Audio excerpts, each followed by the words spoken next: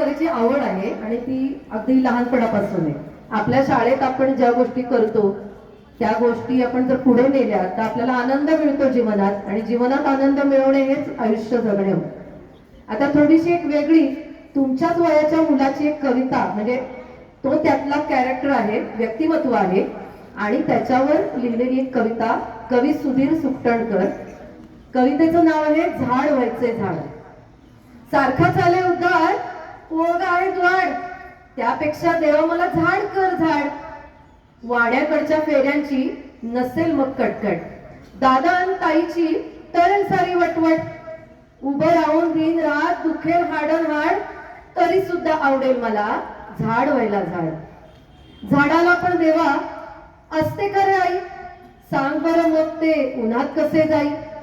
एवढंच खेळून आम्ही मात्र उन्हाळ, एवढंच खेळून आम्ही मात्र उन्हाळ, म्हणून म्हणतो देवा मला झाड कर झाड.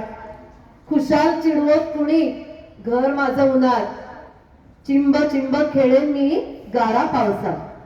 सर्दी ना खोकला ना औषधाची ब्यात, लवकर देवा मला झाड कर झाड. सनावळी कविता मग नको तोंडपाठ, वाऱ्या संगे राहीन मी नवे गीत गाव. गाता गाता कधीतरी झोपेन मी गाड, करणारे देवा मला एक वेळ झाड. वाढदिवशी असतील सारे कपडे नवे, साजरा करेन मी वसंताचं वेळ. मखमली हिरव्या वस्त्रांनी पुरविल तो लाड, एक वार देवा मला झाड कर झाड. कोण बरे म्हणाले ते जाईल कसा वेळ, खरी खारी पोपट पाखरांशी मांडीन मी खेळ.